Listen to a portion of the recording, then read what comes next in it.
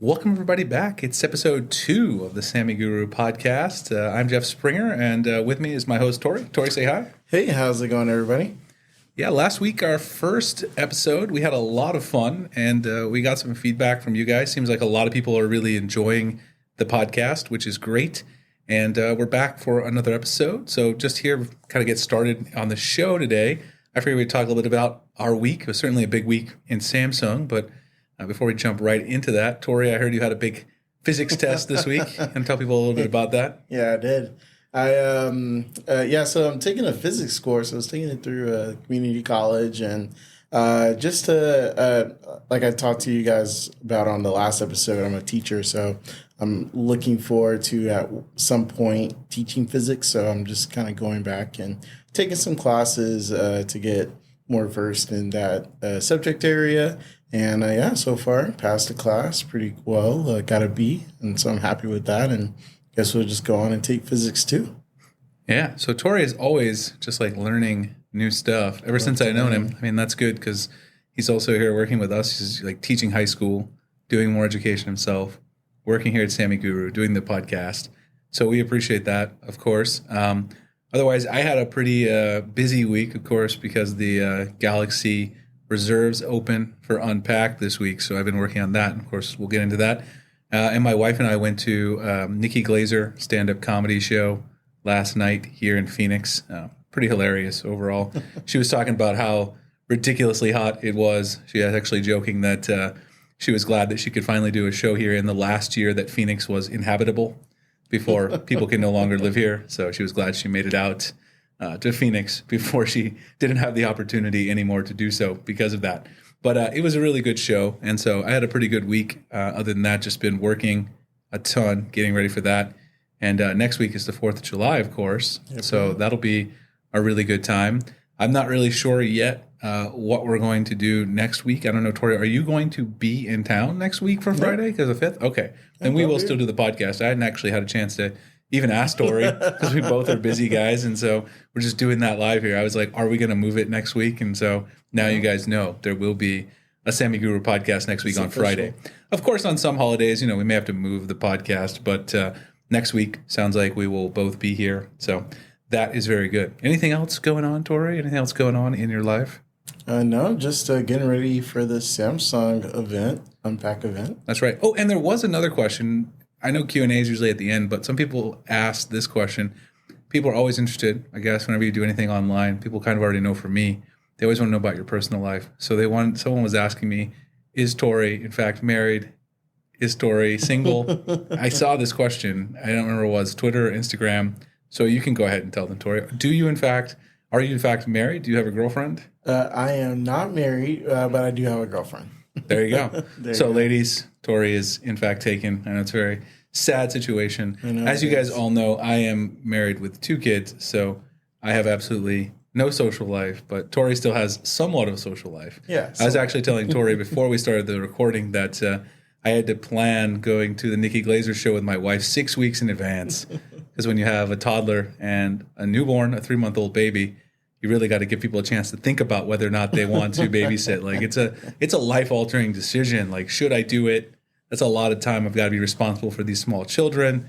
So it's kind of difficult, but we managed it. We pulled it off. So now we got a plan to go and see the Deadpool Wolverine movie. That's in 4 weeks. So I'm already behind on reserving a babysitter. So we're going to have to work on that, but that'll be pretty fun. Anyway, okay, so let's get into the show a little bit and start talking about Galaxy Unpacked. The Unpacked event was officially announced. Of course, we've known when it was going to be for a long time. Samsung fans have known that this was going to happen on July 10th because the date was leaked months ago. But Samsung finally announced it.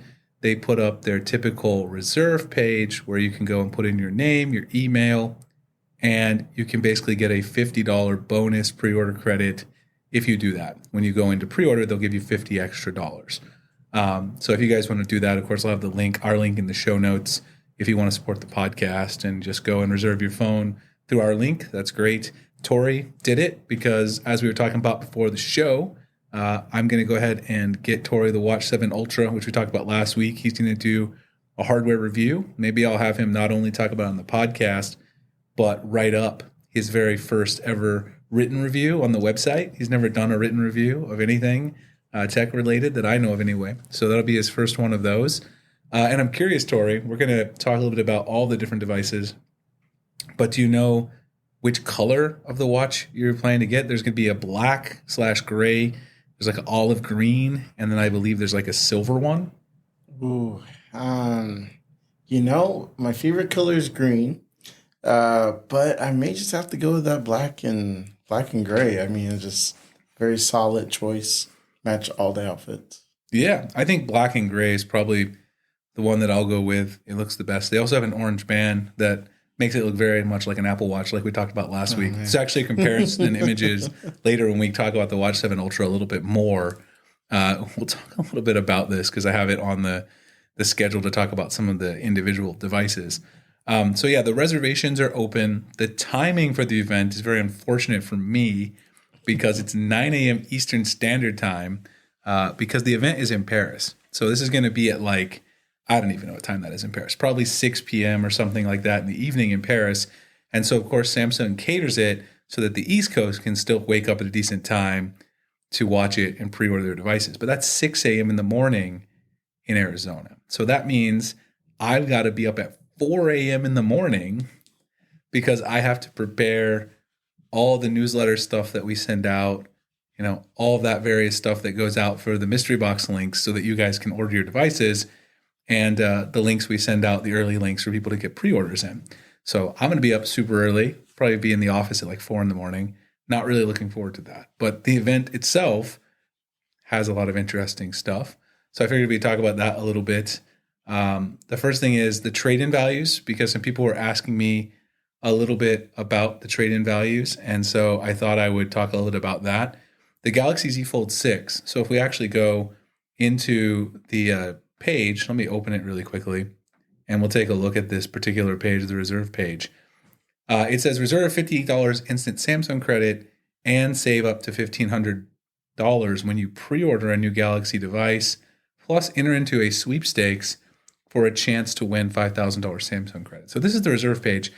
The thing that a lot of people have been asking me about is the $1,500 credit. That seems like a large amount of trade-in credit.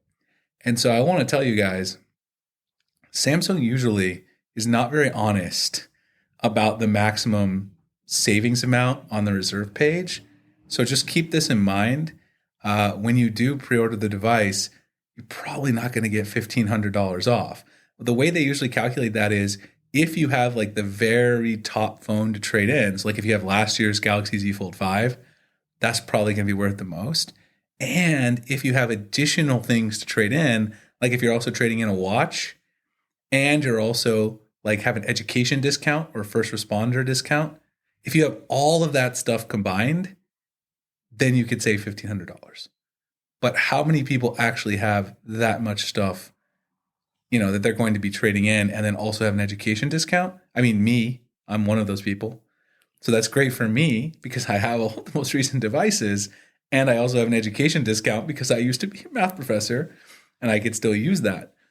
But most people are not going to have all three of those discounts. And so when they go to checkout, they're confused. They're why didn't I save $1,500? And they're super upset about that. That's actually one of the emails I get the most on launch mornings. They're the original reserve page said $1,500 on my new Fold 6, and I only saved $900. I'm well, yeah, Samsung usually lies to people. What can I tell you? Torrey's going to be trading in his watch. So it's a Galaxy Watch 4, right? Yep. So Torrey's probably going to get a couple hundred in credit. I mean, they never released the trade-ins before the event itself, which I think is kind of unfortunate. They really should do that. They should release the trade-in values before the event. That would be nice. It would help people prepare. But I think based historically, if you have a Z Fold 5, you're basically going to be able to get probably about $1,000 trade-in credit. That's a baseline price. And then if you have the newest watch, you might get $250 towards the Watch 7 Ultra. And then the education discount is usually a couple $100 as well. So all that'll add up to around $1,500. So I just wanted to let people know the $1,500 usually is not very honest. And if you look at the bottom of the page, the reserve page, there's tons of fine print.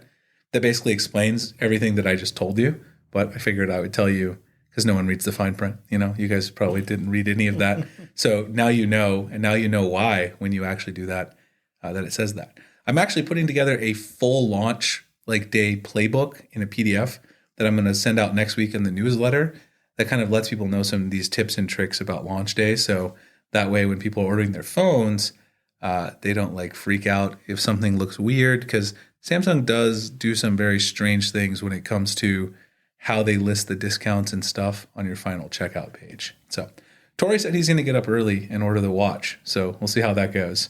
If Torrey's up, then I'll have someone to talk to while I'm doing all that. Yeah. I mean, you can probably count on me around 4:35. That's typically when I 4:30 or 5. All right, there we go. So Torrey's just going to join. We'll be live tweeting the amazing event. I mean, the event itself, honestly, is never really that exciting for me because I've already seen all the leaks and I cover it every day. We already know what all the devices are for the most part.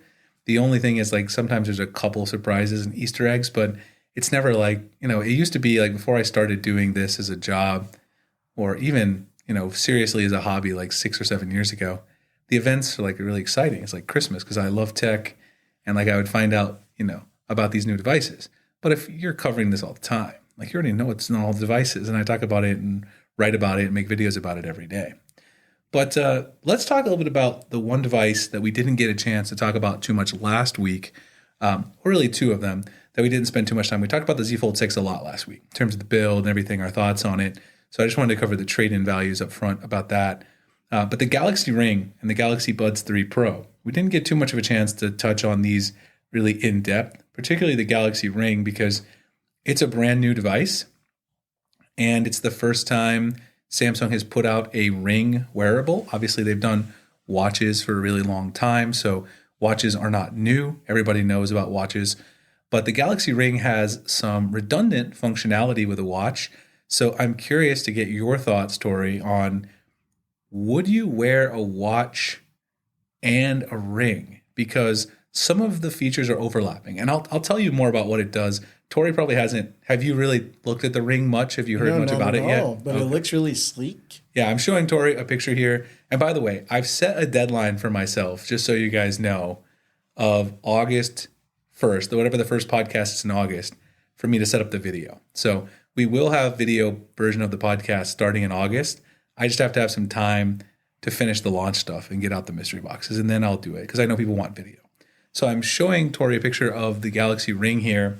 And this is the one that Samsung actually posted on their blog back in February because they announced this, kind of teased it with the Galaxy S24 launch. And they have this picture. So this is not like a leak. This is an official Samsung picture. And Torrey said it looks very sleek. And I would agree. But here's the thing. A lot of the functionality, and if you scroll down, Samsung kind of tells you a little bit about what it does in some of their related articles. But I'll just bring up a couple other pictures and show you a couple of the other kind of colors and stuff. You can kind of see what they all look like. Basically, the watch is going to have a couple of benefits over the ring and vice versa, but they also have some overlap. They both will do a lot of health tracking, right? So you can do steps and all that kind of stuff. But the watch is going to be more focused towards workouts, whereas the ring is going to be more some passive tracking with more in-depth stats for sleep tracking. And for the ladies, for cycle tracking and stuff like that, which is a very important feature to ladies, being able to do that. The watch doesn't do that as well. It's supposed to do a lot better with the ring in that aspect. But there's a lot of overlap. They can still, both of them can count steps and heart rate and some of that kind of stuff and integrate with Samsung Health. So I feel like Samsung's really going to have to differentiate these two devices because I know me personally, even though I cover Samsung, obviously I will purchase the ring because it's a brand new product and I'll review it and all that. I don't know that I would want to wear both every day though, unless it's super compelling reason to do so. The only reason I can really think of is maybe because I don't like to wear a watch when I'm sleeping because it's kind of a big device and typically it tends to bother me on my wrist. What do you think? Would you wear both, or would you prefer one over the other if they had similar functionality, as I said? For me, honestly, first impressions, what I'm seeing is I would rather just wear the watch. Seems like I'll get more modality and usage out of it. versus the Ring, especially depending on whatever the price is going to be for the Ring. I mean, I think for the average consumer, I think looking at prices in general and inflation, I think we want whatever is going to get us the most bang for our buck. And if this is just going to do the same thing as the watch, I might as well just wear the watch. I would agree. I mean, I think the thing is, also, as you said with the price, the Ring is supposed to be, I think, starting around like 400, and then the regular watch, not the Watch 7 Ultra, because we already know that's $700. Mm-hmm. So even if you bought the regular Watch 7, that's going to be like $400. So you're going to be looking at somewhere between, 800 and 1,000 if you want to buy both of them. And how many people are really going to pay that much money if they do almost the same thing? Yeah. Probably not a lot of people. So I think the only compelling reason that you would want to get the Ring and the watch is if you just don't like to wear the watch at night and you really want to track your sleep, if that matters to you a lot, which some people do. I would prefer to wear the Ring in bed because the watch, I've tried to wear my watch in bed to track sleep. I can't do it. It just bothers me too much because of the way I sleep, I guess. It always puts a big imprint on my hand or my wrist. Same. So I don't like that. But I mean, the average consumer, though, I don't know they're going to pay an extra $400 for that. The other thing with the Galaxy Ring that we've heard, and I will get your kind of thoughts on, is they're supposedly going to introduce with the Galaxy Ring a subscription model in addition to the upfront price. So I know you were talking about this last week when we were talking about apps, about how people don't like subscriptions typically. Do you think anybody's going to pay a subscription model to use a Galaxy Ring? I would be very hard pressed. I think we're currently in this cycle of age of there's just subscriptions for everything. And again, I just think it falls back to I'd rather just wear the watch if I'm going to get this X amount of free stuff out of it versus the Ring. Exactly. That's my thought about the subscription is we heard this subscription rumor. This is not confirmed, by the way. This was a rumor, and not everybody who's in the leak space has actually weighed in on this, so it's definitely not confirmed. But we heard this rumor, and if the watch doesn't have a subscription and the Ring does, why would I buy the Ring? I mean, unless like sleep tracking is like your number one priority. But even then, I don't want to pay a monthly subscription for a wearable necessarily, right? I specifically hate having to pay subscriptions for like a hardware product, right? You saw the other last month, we got the new Rivian, the R1S. And when we bought it, Spotify was free to use. But now Rivian has introduced, like almost right after we bought it, which is unfortunate for us, they now are saying that all of the apps that are on the car are going to cost a monthly subscription. They had always planned to do this, I guess, but I didn't really realize this. So now they have this Connect Plus subscription where you're going to have to pay $14.99 a month. So I can't keep using Spotify on my Rivian SUV unless I pay $15 a month. No, not kidding. Yeah. So I have to either choose to pay them $15 a month. It gives you some additional functionality, which one of the functionalities is you can watch YouTube videos on your screen, which is pretty cool because there's a big screen in the Rivian. I don't even know how big it is. It's almost probably, I think it's like 17 inches or something. It's crazy. So that's cool. While I'm at a charging station, watching YouTube videos on my screen is pretty cool. But I don't pay $15 a month to use Spotify. I can use Android Auto. We have an Audi as well. I have an Audi SUV as well. I can use Android Auto in that, and I don't have to pay anything to use Spotify. Yeah, that's what I do not like about Rivian or Tesla is they don't have Android Auto. And so they have their own proprietary systems. They can charge you whatever they want to use the apps. So I guess I'm going to have to because, I'm not going to not use Spotify. I guess I'm going to. I'm probably just going to have to make a video on that feature so I can get some of the money back from having to pay them $15 a month. I think that's going to be my plan because Rivian's extorting me after buying it. It was like literally 2 weeks after we took delivery of our Rivian. We got a press release from them saying, hey, we introduced some new features, releasing the new models of our vehicles. And they're like, yeah, one of the new features is now we have this Connect Plus subscription that you can pay $15 a month for. I'm like, that's not a feature. No, Jeff, I think they meant you will pay. Yeah, that's not a feature, though. That's a penalty for me for purchasing a new vehicle from you. I don't appreciate that because the vehicle is already expensive. Okay, let's talk a little bit about the Buds 3 Pro. So This is probably, in my personal opinion, the most interesting product that Samsung will be releasing with the. Yeah, I see Torrey already doing his hands here because I know what he's going to say. But to me, this is one of the more interesting products. What are you going to say about this, Torrey? I'm showing him an image of the Buds leaks. Okay, are we trying to be Apple or can we be our own thing? Yes. So the Buds 3 and the Buds 3 Pro cases, they look exactly like AirPods cases. It's like Samsung said, hey, what we should do, go get the Apple AirPods case. We'll just put some anodized aluminum on it so it looks like it's a different color, different material. And then we'll just put a Samsung logo on it, slap it on the back, push it out.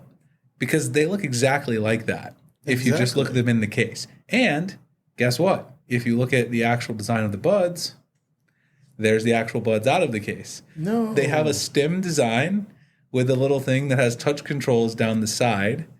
Look exactly like the AirPods. So the AirPods Pro. So a lot of people are disappointed. I have a question. Would the sliding bar control volume? Yes. Yeah. Okay. So I do appreciate that because a lot of times when I am wearing my Buds, I would like to be able to control. Yeah. Their volume. touch controls are terrible. That's actually what I said too when I originally saw the leaks and I posted about them on Twitter. These originally came out a few weeks ago. These are brand new ones from EV Leaks, who's one of the best in the business. These are probably the final renders that'll be at the Samsung press event because he has contacts within Samsung.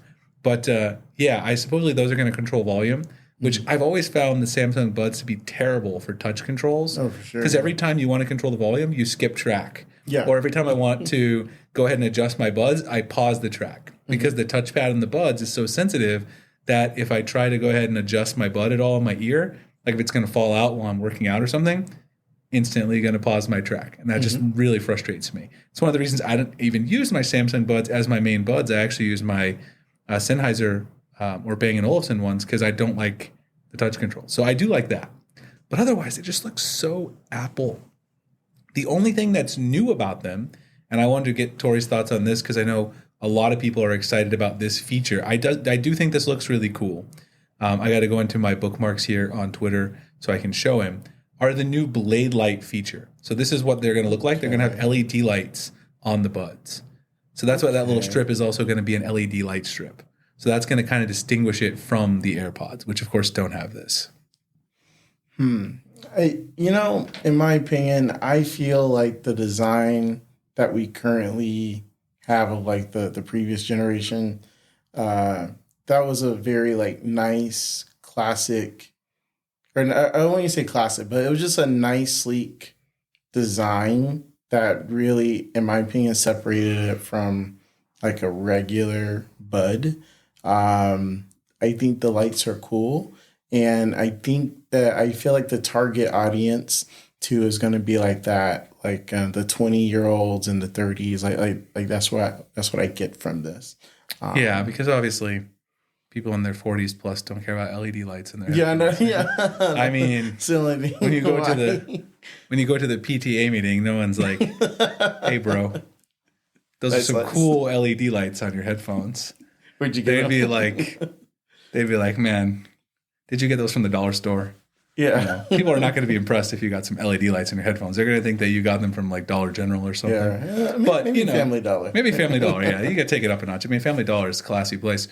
But the inspiration behind this is actually because, and this is an interesting thing, because I know you may not have seen this, is Samsung recently hired the head designer of Mercedes-Benz. Oh. And he actually designed these earbuds. And the design of the lights is supposed to resemble the design of the Mercedes-Benz tail light. And Nice Universe tweeted right there saying if you look at the actual buds, the end of the buds, the shape looks like the Mercedes-Benz tail light, which you can see here in this photo. Again, I'll drop all these links in the show notes again until we get video. I apologize. I know it's absolutely abysmal radio, so we apologize. But you can see the tweet, and he shows off the headlight for the Mercedes. It looks very similar to the buds. And it's a very interesting point. But like we said, I don't know that these are going to market to most people that are older. I don't even know about people in their 30s, people in their 20s. This is going to be like the hip, like college age or like mid 20s something.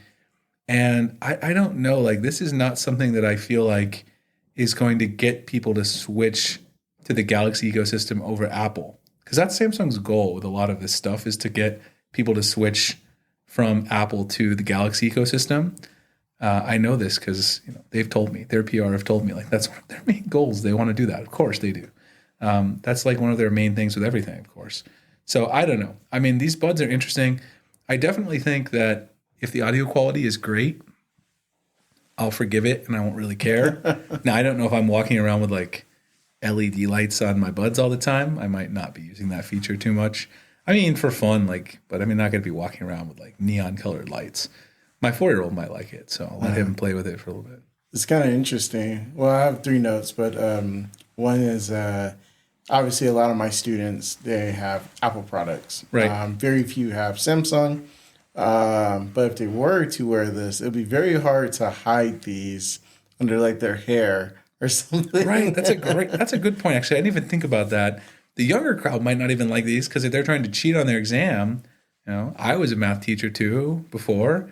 Some people like have the earbuds in their ear because they have like their notes recorded as like an audio or something. People try that sometimes. I honestly don't care if people do that because when I was a teacher, I was like, if you literally took all the time to record all of your notes onto an audio file and you can actually search through them efficiently with your earbuds on, you deserve an A. Like, I don't care. Like, that's a lot of work, man. Like, you must have learned something about the subject material, like in the process of doing that. So like, I'll go ahead and just give you an A. Like, you don't have to worry about, I'm not going to give you a 0 for cheating. It's okay. Like, that's a lot of effort.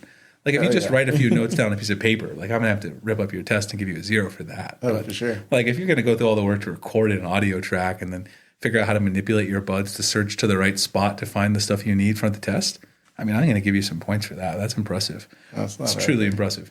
So actually, another question. We're going off on all kinds of tangents. You guys can call this the Tangent Guru podcast at some point because that's what we like to do here. So hopefully you guys enjoy it. Someone else was asking me too, and I think it was on Instagram. It might have been the same person who asked if you had a girlfriend. They also asked if my wife and or if you did have a girlfriend, your girlfriend, if they used Samsung or Apple. So a lot of people know my wife uses Samsung mainly because when I married her, I told her, if you don't, we're going to have to get divorced. So, you either use the Samsung products or, we can't be together. It's just the way it is. I'm just kidding. I'm just kidding. My wife actually always used an Android. Torrey has met my wife. He knows her. She used an LG actually. When I first met her, she had an LG G2 when I first started dating her. I did transition her over to Samsung eventually, kind of like how Torrey transitioned from HTC to Samsung.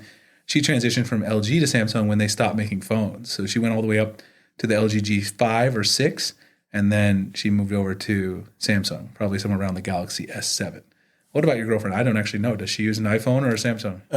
iPhone all the way. I try every day to persuade her to come over to the Samsung side, but I mostly get, can you do FaceTime? That's basically always. So she doesn't get angry at you for not having iMessage, for being a green bubble? No. She was fine with that. It is mostly, and it seems like everybody else in her family is fine with it as well. I think I am the only Samsung person. Hopefully you won't go to the dark side and leave a story. No, never. But we'll talk about this maybe next week. I was going to put this in the show as well, but there's just so much stuff with the launch coming up. Apple finally put RCS into iOS 18, the beta that came out this week. I have it on my iPhone. You can do RCS. We talked about it last week, but it's finally there.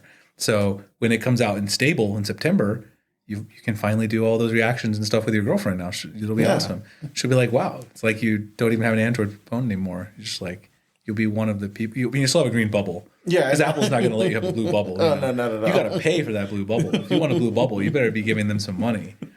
But you'll be able to do reactions and typing, notifications and all that good stuff that we talked about last week. So that's something I was probably going to make a video at some point because I was able to text myself, of course, not anybody else, because no one else is running the developer beta because you have to pay to get the developer beta, and most regular people aren't going to pay $99. I was able to text myself from my Samsung to my iPhone using RCS, and I was like, whoa, this is cool, Jeff. You're RCSing yourself.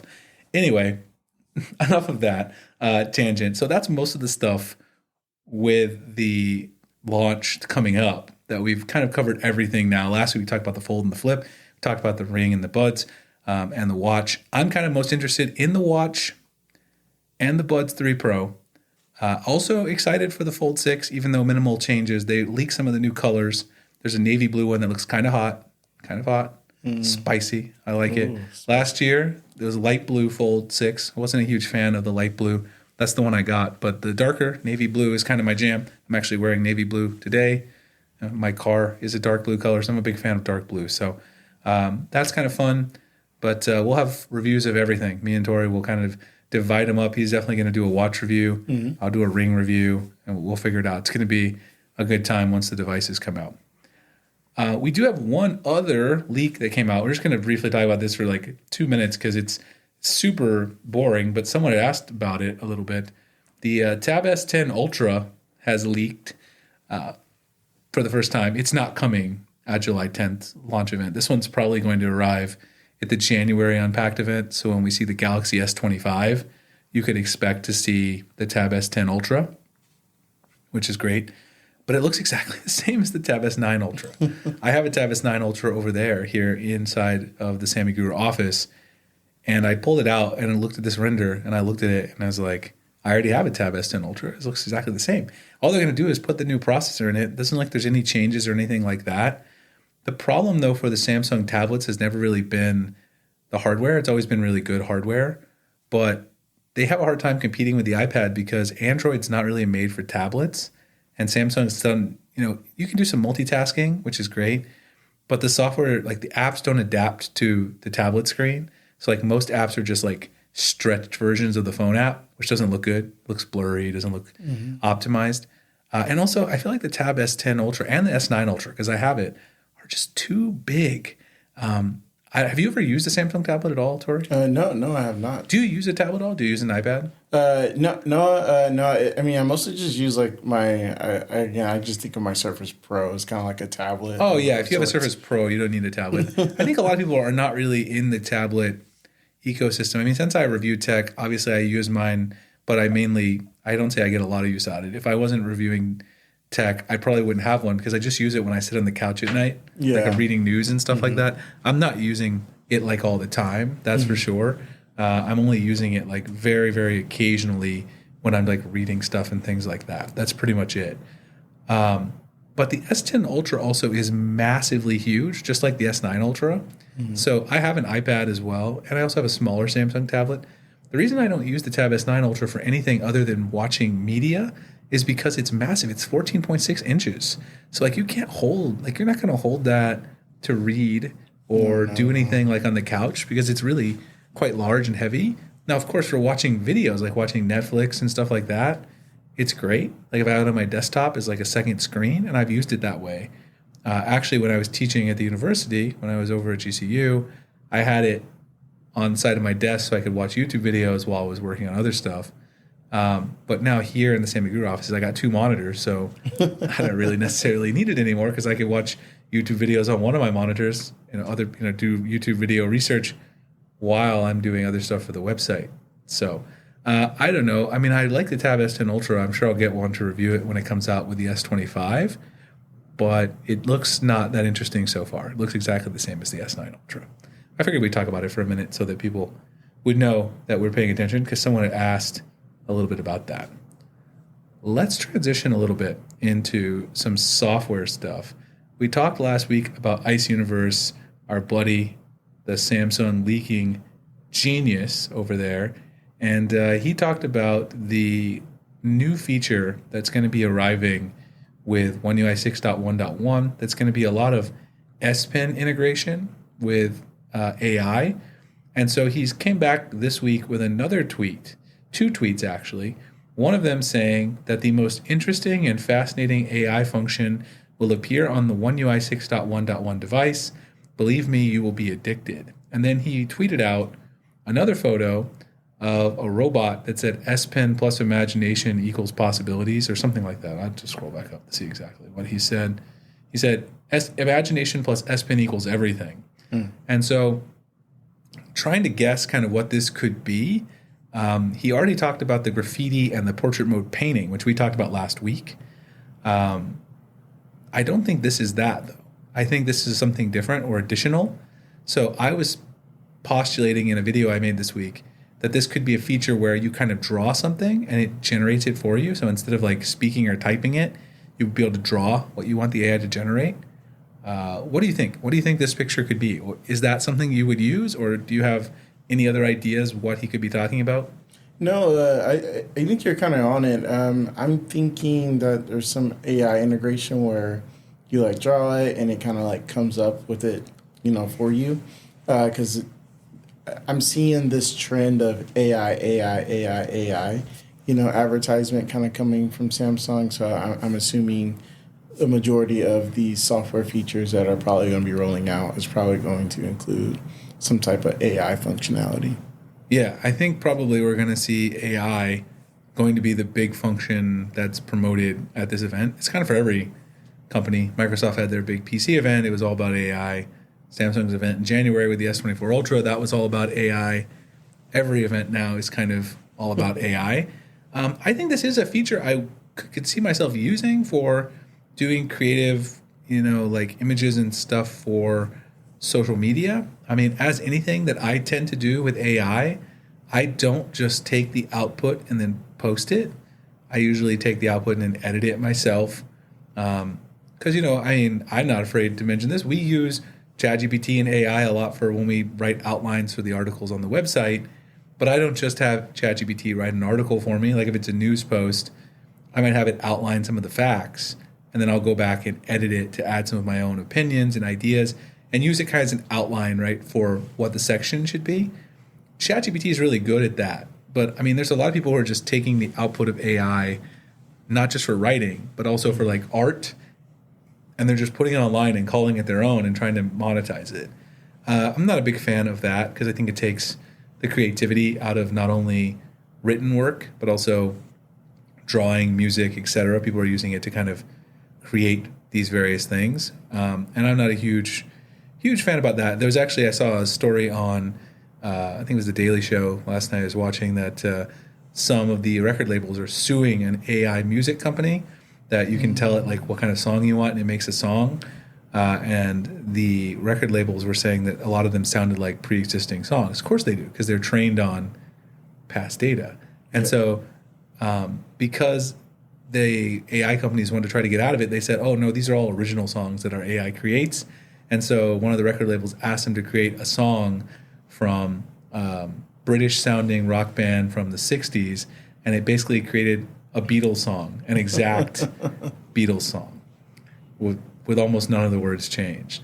So, unfortunately, that's happening more and more often. I mean, I'm definitely into AI for helping you with productivity, but I'm hoping eventually they tone this down a little bit.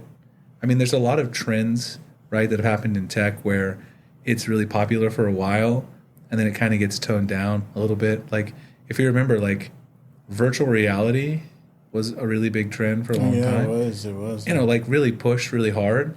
And then, like, it's still out there, and people use, like, the MetaQuest headset and stuff like that. Little PlayStation VR. But it's definitely went back a little bit behind the mainstream. So, like, a lot of things, like, happened that way. Did you ever have a VR headset? No, but I've always, like, whenever I'm at someone who does have, like, the Meta or the PlayStation VR, I'm down. But I almost picked up the PlayStation VR the other day. They're releasing the new Batman Arkham game that's only VR. So I may have to actually buy one. Right. I mean, I'm not against VR, but the thing is, like, I'm saying I think maybe AI is headed down the same trajectory where it's like it's mainstream originally, and like everyone's pushing it. Every tech company's like, we got to do VR, VR, VR, or they're like, we got to do AI, AI, AI. And then eventually what happens is they realize that like that product, that tech software product is only for, or hardware, is only for one specific niche. Yeah. And then it finds its niche and then it's there. So like VR, it's like, they're like, yeah, you could do everything in VR. Maybe you could, have like a vacation, a family vacation in VR, and you could go to the Maldives with your family, and you could all have on headsets, and that'd be really cool. And I'm like, no, I don't think I do want to do that. Sorry. And so they tried to push all these like really like silly use cases that I think everyone realized were really stupid.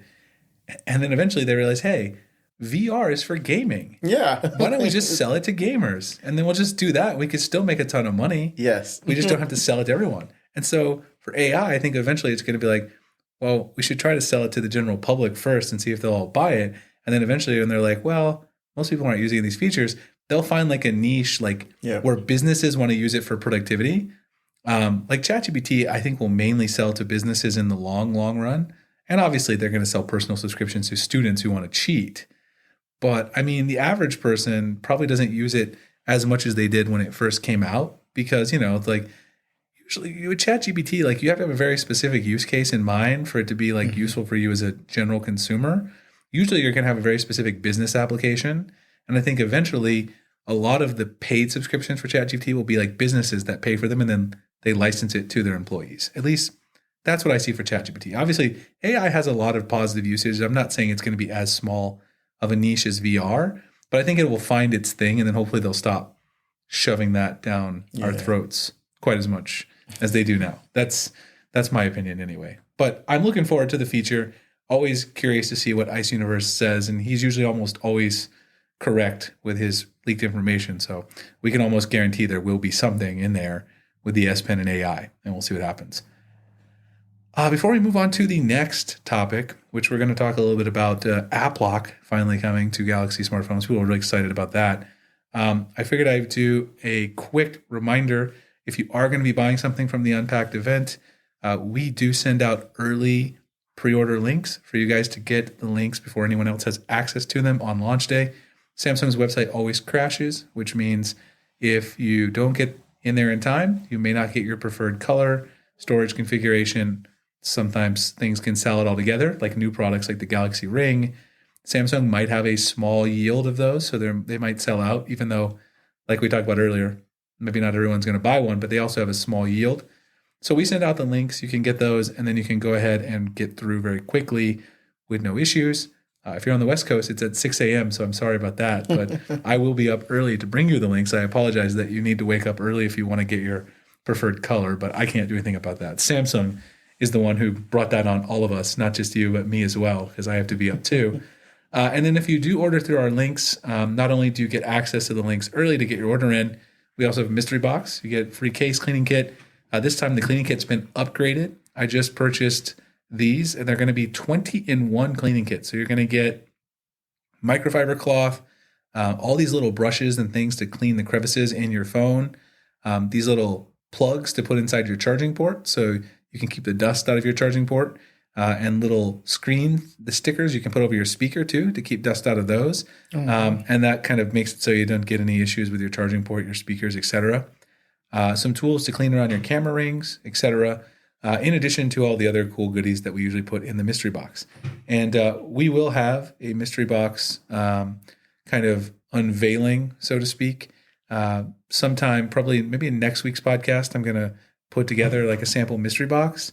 And then me and Tori will kind of go through it a little bit and talk about the items that are in there, some of the odds. So if you guys want to check that out, the links to sign up for that is in the show notes as well.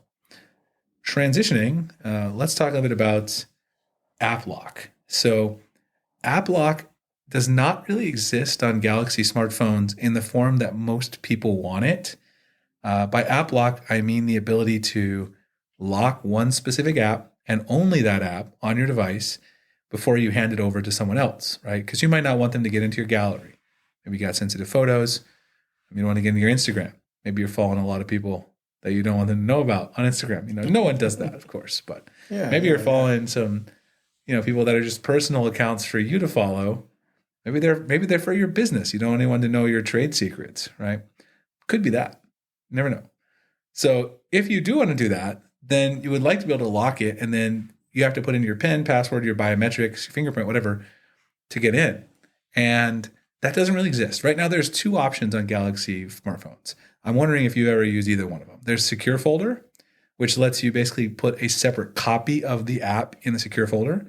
And then you can treat it like an entirely separate version. But basically, you have two different sets of data, the one that's not in secure folder and the one that is. And then the other one is app pinning, which basically if you hand your phone to someone, you can make it so that they have to only look at that one specific app and they can't go to any other app. They have to put in your PIN, your password, your fingerprint. But notice, neither of those things are really the same as a true app lock because secure folder, you have to duplicate your app, which is a pain in the butt, obviously. You don't have to do that because that's a lot more work than just locking one app. And with app pinning, that's also not a true solution for app lock because if you want to just lock one app and give them access to everything else, that's the opposite of pinning. With pinning, you can only give them access to one app and everything else is off limits. So have you ever used secure folder or the pinning option? No, I didn't even know that those things existed for Samsung. Well, there you go, Torrey. See, this is, again, another Torrey's learning some features of the phone. But a lot of people wanted app lock for so long, and now we've seen that leaks for One UI 7.0 show that app lock is finally coming to Galaxy phones. So with One UI 7.0, we're finally going to get true app lock. It's going to be in the settings. You'll be able to turn it on or off depending on if you want to use the feature. You'll just tap a little thing on the icon before you hand the phone to someone, and that specific app would be locked. There's no word on whether or not you'll be able to app lock multiple apps at once, but I would think probably not, although I would like to see that feature because sometimes, like you might have a lot of business accounts you're following on Instagram and Twitter and OnlyFans. No, I'm just kidding. Wait, not OnlyFans. Sorry. I mean, that app stays in my secure folder. That's the secure folder app right there. And you just don't have business.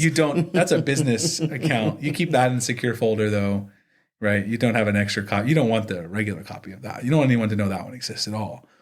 But anyway, a lot of people are excited about this. Would you use app lock? Do you think you have any utility for using it?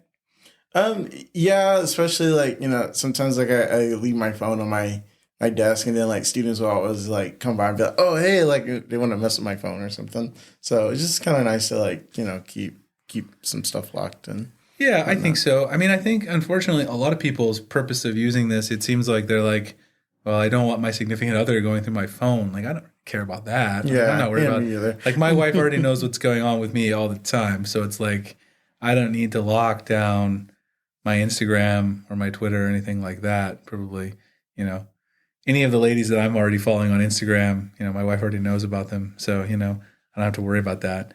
But, some people might have that concern, I guess. Mm-hmm. I don't know that I would use it a lot, but I guess if I hand my phone to someone and they want to just see something specific and I don't want them to go into one specific app, I would probably use it more for like financial apps, particularly. Mm-hmm.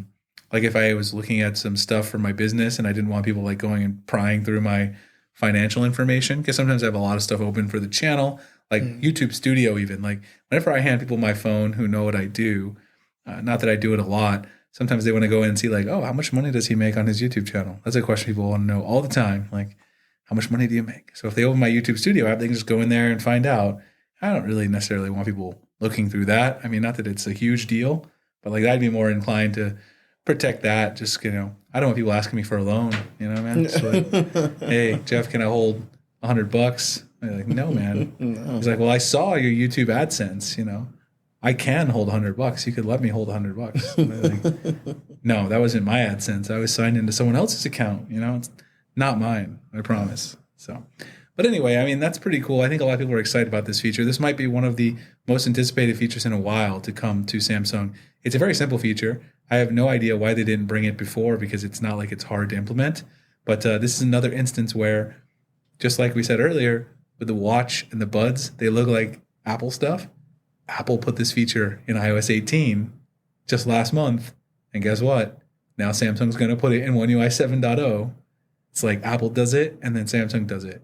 And a lot of people say, oh, well, Samsung's always copying Apple. But Apple also copies Samsung. Like they each copy each other. It's basically like these two companies, they're just the Android and iOS versions of one another. Like they copy each other back and forth. Because Apple's copied so much stuff from Samsung. To be honest, I mean, Apple had tiny little phones, and they're like, Steve Jobs was like, we're never going to make a big phablet style phone. The Galaxy Note is a joke. And now their phone is massive. It's huge. Yeah, it is. Like the iPhone 15 Pro Max, I have one. It's just as big as the S24 Ultra, and it's heavy.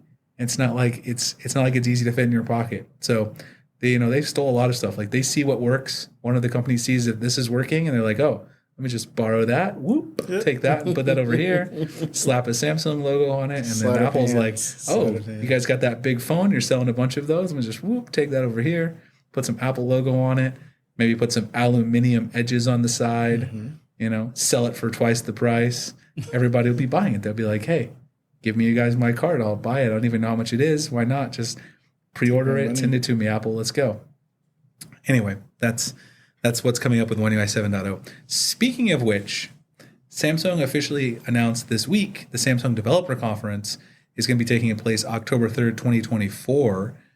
Where we will be seeing the latest version of the operating system. So that's when we expect One UI 7.0 to come out. They'll probably talk about app lock.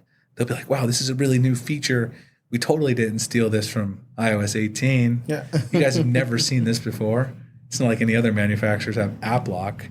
It's just Samsung innovation. That's the key.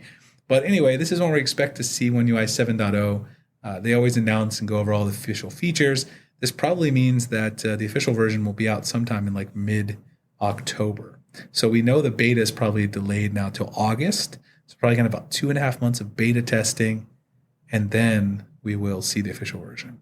I may try, since I have an extra phone, if Torrey was interested, because he's going to be back teaching. I might just give Torrey an extra phone to try the beta for a while and see what he thinks about running the beta software. And he and I can do a little comparison.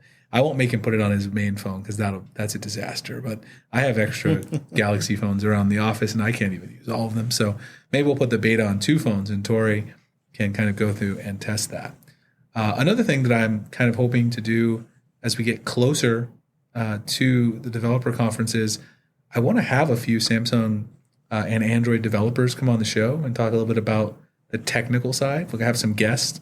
People are actually asking, are we going to have some guests? And the answer, of course, is yes. This is a podcast. Yeah, what do you do on a podcast? You have to have some guests. I mean, you guys will eventually, this is the 2nd episode, so hopefully you guys aren't quite tired of me and Torrey yet, but eventually you'll be tired of me and Torrey. You'll be like, hey, could you guys get some guests on there? I can't listen to you guys talk about this stuff anymore. So we will, and actually it's a perfect segue into the app of the week, because I'm hoping, if I can get him to come on, my friend Vuk Andrik, who is the developer of the app of the week, which is Thematica.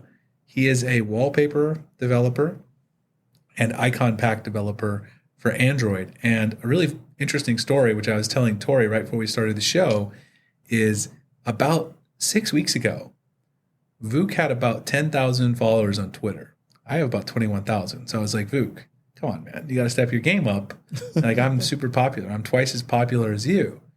And because Elon Musk or someone at Twitter's like algorithm team decided to change the way the Twitter algorithm works, now anytime you post like a phone, like it doesn't matter if it's a Galaxy, an iPhone, any phone with like a nice looking wallpaper, it gets like 1 million impressions on Twitter.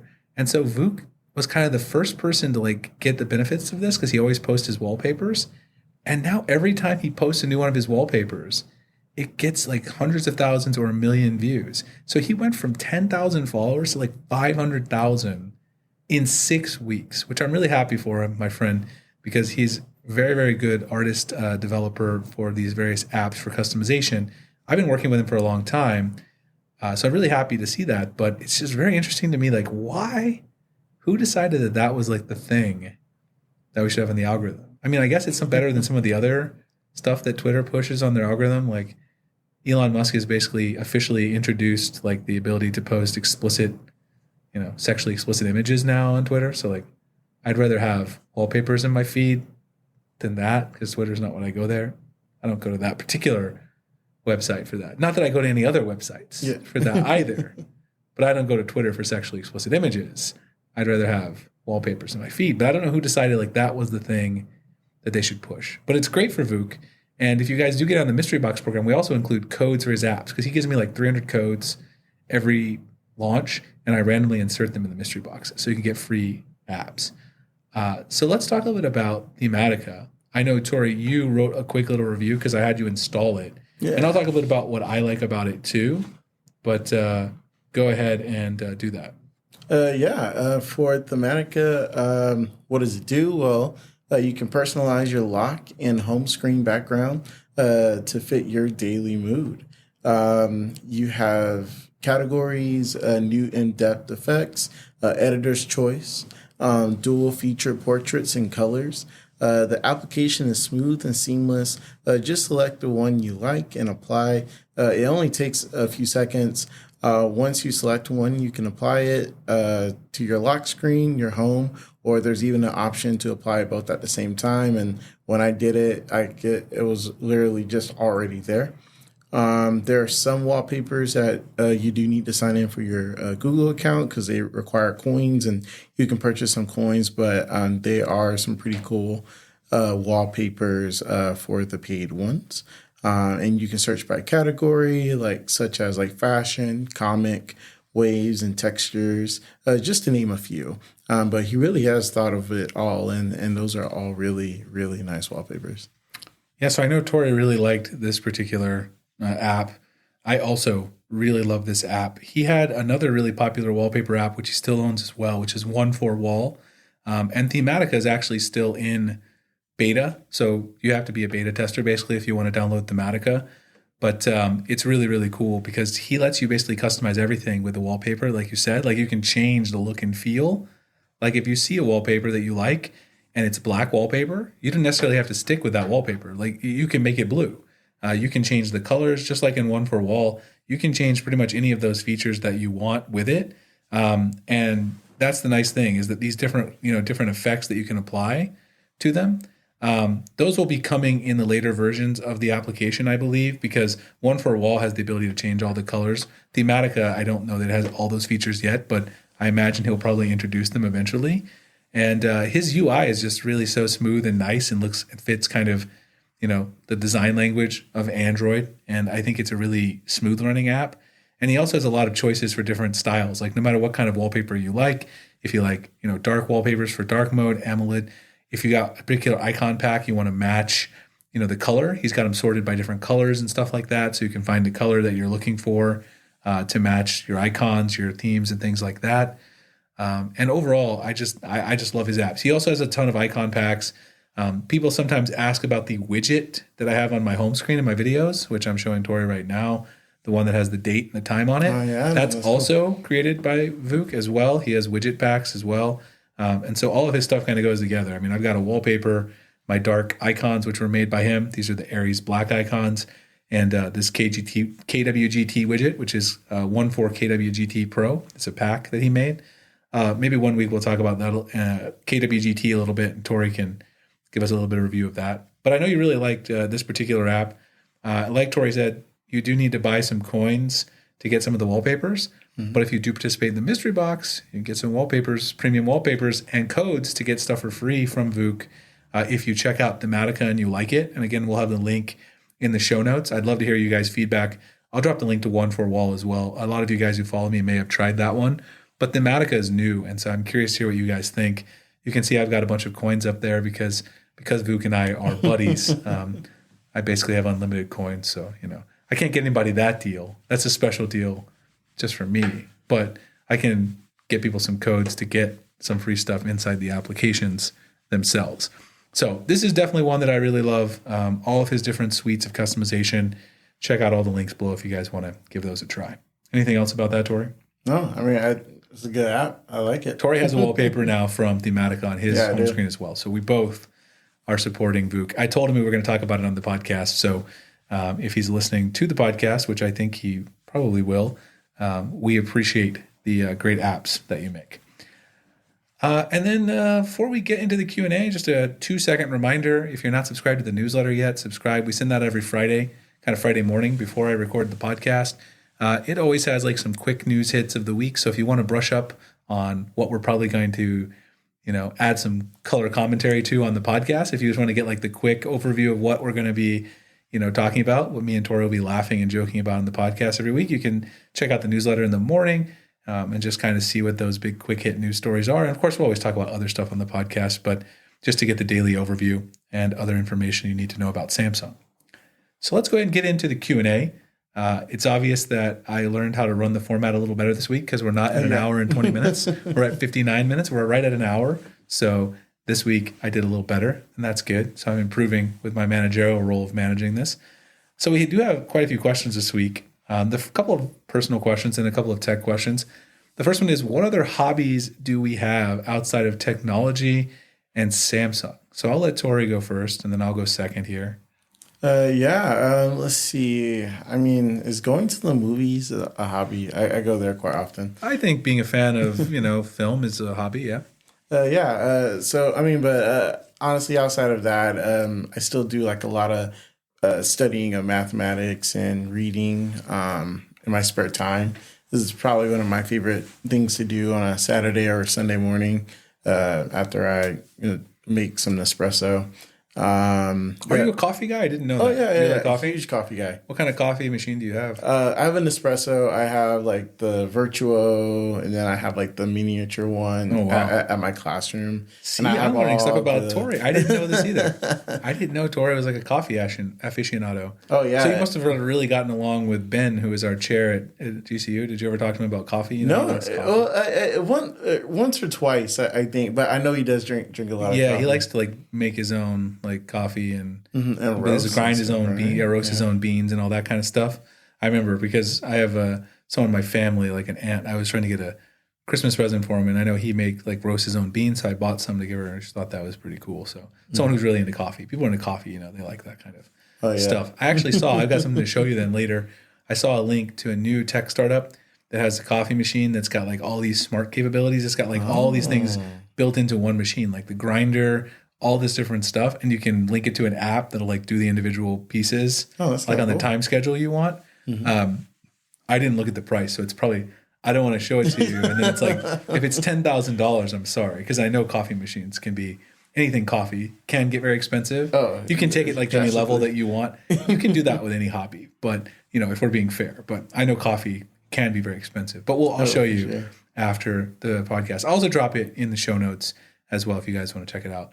My hobbies, I have quite a few. And actually, I know, Tori, you didn't mention one of the other ones that we have in common, Pokemon. Oh, yeah. Because you play Pokemon and also collect. Yep. And I collect Pokemon mainly. I wish I had more time to play. One day I might have to go and watch Tori play because I played when I was younger because obviously I'm older than Tori. Of course, obviously I was his professor in college. So I'm not that much older than Tori, but I'm about 10 years older than him.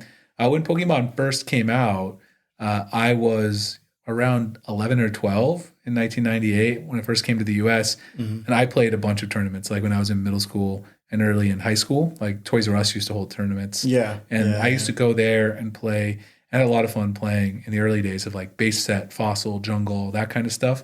But now that I'm older, I really collect quite a lot of Pokemon. I got very lucky because I got back into Pokemon collecting around 2015. And that's like right before everything went like crazy up in price during COVID. Like in COVID, Pokemon cards like 50x'd in value, a lot of them. Yeah. And I got lucky because I made quite a decent amount of money from cards that I had bought because I was really a fan of like the classic and like older vintage stuff because that's when I was a kid. That's what I collected.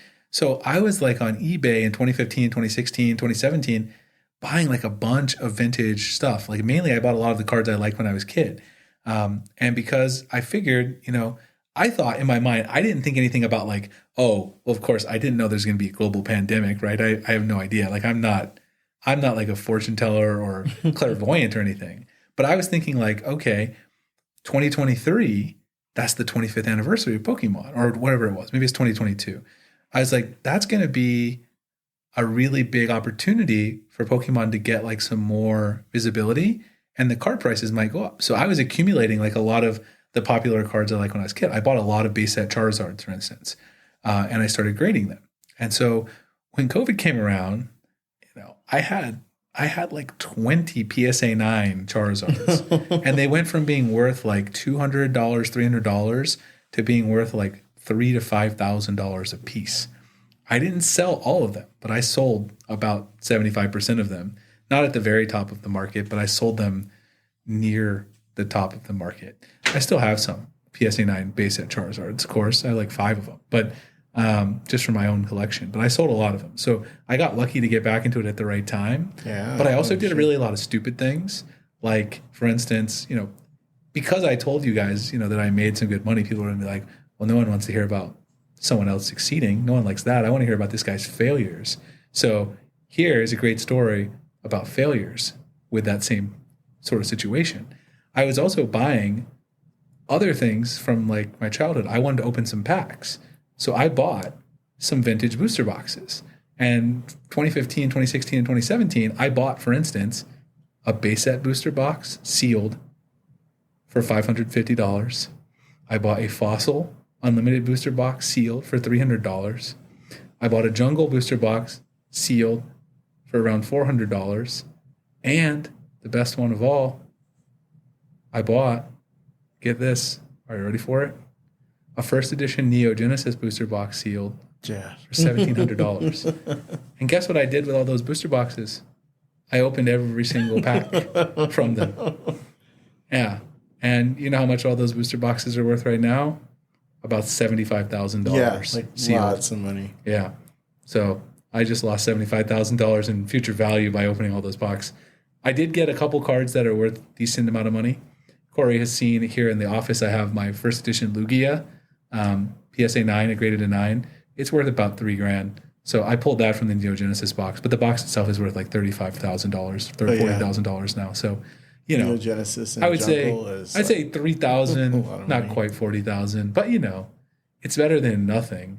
I did get the Typhlosion too, so I probably got like 7,000 out of value.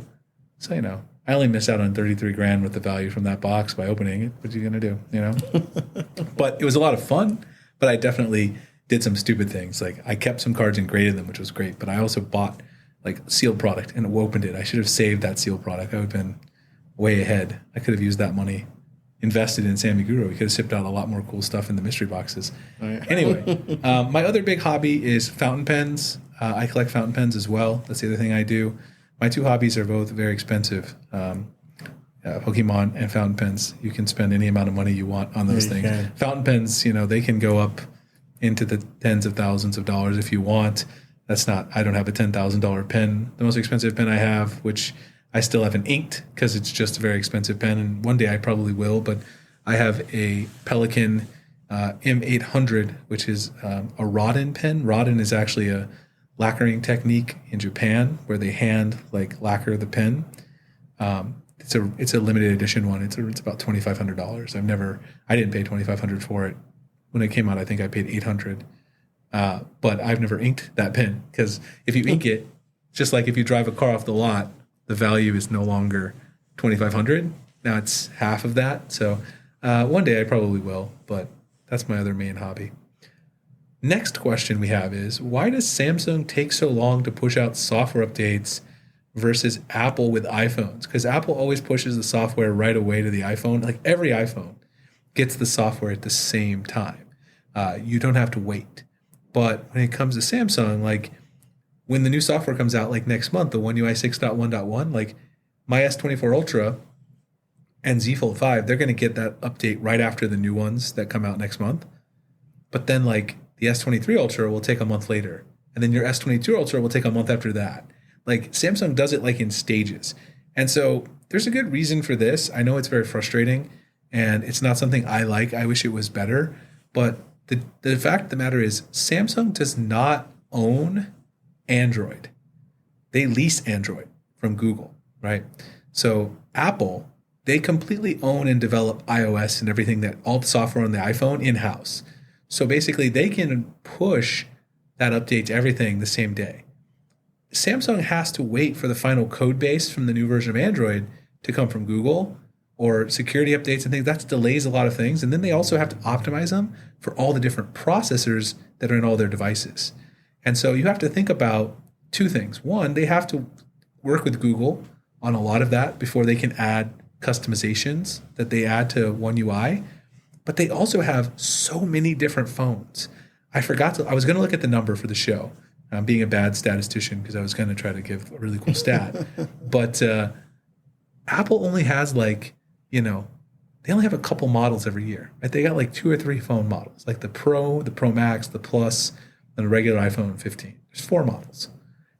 Samsung has like 100 and something different models that they sell across the world. So just think about it. If you have 4 of something, it's a lot easier to push out software for 4 devices versus 100 plus devices. And Apple's processor all run their own silicon, which they develop. The processors themselves, right? All those phones, they run those same processors.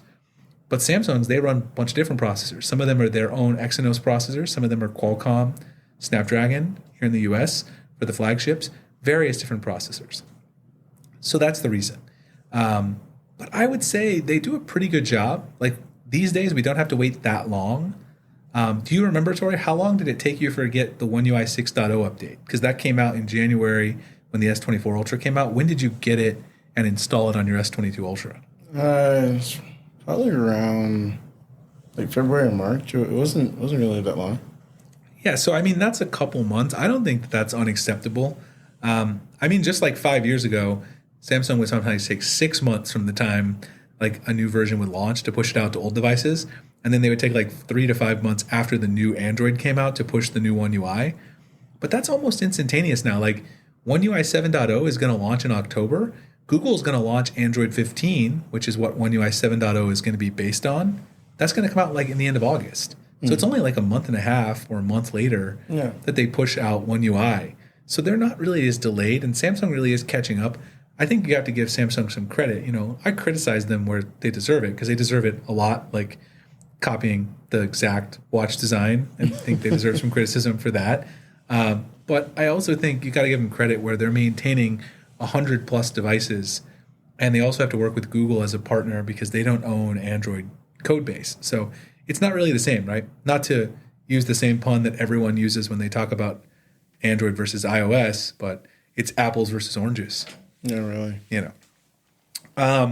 Third question, can you automate different brightness levels on your phone? And the answer to this is yes. We talked about last week how you can do automation. One way is you can do it with routines and routines plus, location-based, which is built into your Samsung phone.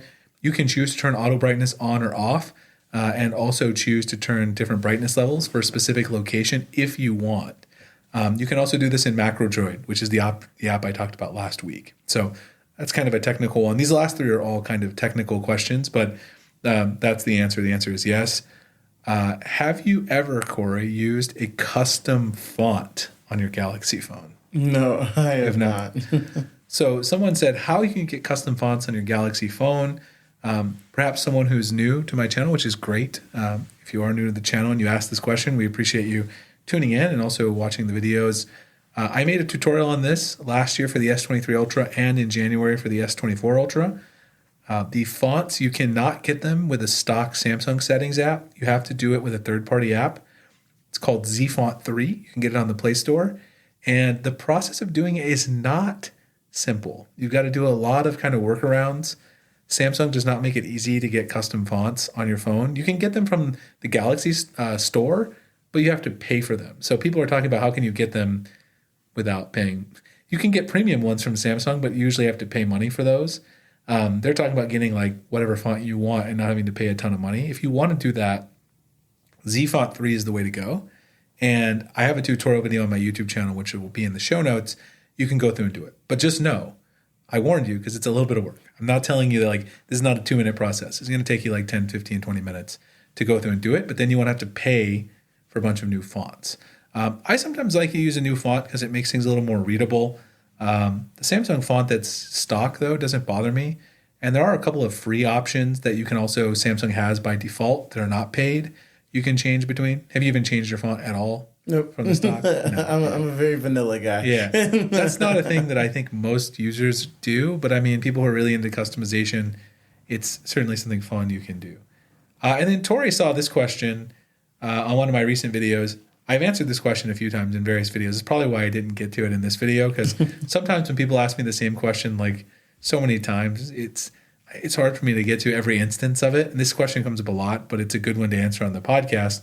maybe people will see it here as well as the other places that I've talked about it. And that is, how do you get the custom keyboard effects on your Galaxy keyboard? So I use Samsung keyboard, and when I type in my videos, people usually notice that the keys light up and they have a cool like paint splatter effect. And the way you get that is by using the Keys Cafe app, which is made by Samsung. It's inside of GoodLock. So GoodLock is their customization suite, which I talk a lot about on the channel, on the YouTube channel, because a lot of the customization for Samsung is done in there. So if you go in there, you can edit all the keycaps and stuff. And I do have a full video tutorial on this as well, of course, which I can put in the show notes. So if you did ask this question, you want to customize your keys, then you can check out the link, and it'll be there for you to go through and do it. This one is a lot quicker. So if you want to do the fonts, don't make any plans for the next 30 minutes.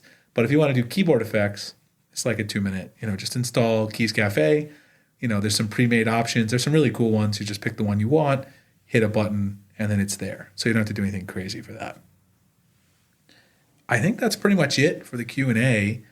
What are you going to be up to for the next week, Tori? What do you got on tap? Anything? Probably just spending time with my girlfriend, relaxing, and I think I have a conference I'm going to on Monday for teaching. What conference are you going to? It's called Building Thinking Classroom. So it's just learning how to make the classroom environment more collaborative. So they're going to be like a big guest speaker, Peter Littledahl, and that'll be at the Biltmore. So. Oh, that's cool. Is this sponsored by the school district, or? No, it's through the Arizona Mathematics Teacher Association. Oh, Arithmetic? Mm-hmm. Oh, okay, yeah. Mm-hmm. I think I've been with one of those before when I was at the university, because sometimes we would present stuff to the high school teachers, because I think Ben and I went, maybe with Jonah even, that a couple times, I think. Yeah. I went to that. That's cool, to the Biltmore. I don't know if it was ever there. Mm-hmm. And go over there, do some shopping. Yeah. Do something to eat. Actually, the only Rivian charging station in all of Phoenix is at the Biltmore. Oh, really? So I spend a lot of time at the Biltmore now, because it's not too far from the office here. Oh, yeah. Of course, I can go to third-party charging stations, but it's cheaper and faster. Mm-hmm. So, like, if I do drive the Rivian, I usually go over there and charge it, because it's the only official Rivian charging network. They got like 8 of them. They've got so many electric chargers. They got a huge Tesla supercharger, the Rivian one, and then like a third-party Electrify America. Oh, yeah. Didn't know that one. Yeah. Doing that, and then I think we're gonna catch the light rail. We're gonna park at the Metro Center light rail, because it's like all brand new and whatnot, and we're gonna go down to downtown Phoenix, and we really want to try the Taco Bell Cantina. Oh, yeah? Mm-hmm. I've seen it down there when I went to the Diamondbacks games before. So it looks pretty cool. Yeah, I mean, I'm planning to just be working on launch stuff for the next week. And then, of course, July 4th next week, I'll probably watch some fireworks. Yeah. It's too hot outside, really, though, to watch fireworks is the problem. It's like, even if I don't get burned by fireworks, I'll get burned by just the Arizona heat. It's like unbearably hot. So usually we end up just watching fireworks on TV, because like I don't want to go, even at night, like when they shoot the fireworks, it's still like 105 degrees outside. Yeah. People don't understand. Like if you don't live in Arizona, for you guys who don't live here, like in the summer, it's almost never below 100 degrees. Like it goes below 100 degrees for like maybe 3 hours overnight, from like 2 to 5 in the morning, and then it's back to 100. Like you rarely get any break from the heat. So you're like, I could go outside when it's not hot. Well, that's never. So you'll never go outside if you live in Arizona and you want to go outside when it's not hot. At least, from like the end of May until the middle of October, you won't go outside. So in October, I can finally go back outside. That's why I don't celebrate any of the holidays in the middle. Also, the other thing, Tori, I'm not celebrating. Well, I love America, but I'm not fully celebrating the 4th of July. I'm somewhat boycotting, because Joey Chestnut is no longer being allowed to compete in the hot dog eating contest. Wait, what? And that's very un-American. Did you hear about that? No, I have not. Yeah, so basically the Nathan's Hot Dogs people have banned Joey Chestnut because he took a sponsorship from a vegan hot dog company. And they are not happy about it. Not happy. So they're like, now you can't participate. And so like now who's going to watch the hot dog competition on ESPN? Like nobody. Yeah, That's the only way. I'm going to write these people a letter, because, last year my son was 3 and he loved watching the hot dog eating competition. He thought it was great. And this year he asked me, he's like, Daddy, when are we going to get to see Joey Chestnut eat hot dogs again? And I had to tell him, like, maybe never. And he started crying. And I was like, me too. That's un-American. How could you ban Joey Chestnut? Like that's basically is the 4th of July. Yeah, so, it is. Anyway, You brought joy. I'll basically just be sitting inside, watching fireworks for a few minutes, maybe eating a hot dog myself, crying because I can't watch Joey Chestnut perform like the elite athlete that we all know he is. Yes. Anyway, I hope you guys enjoyed joining us this week again, episode 2 in the books. We pretty much got to the same place as last week, so it looks like an hour and 20 minutes is what you should plan on if you want to join us for the full show every week. We'll be back next week. We'll recap our 4th of July. We'll see how many hot dogs we eat, etc. And I hope you guys will join us then. See you then.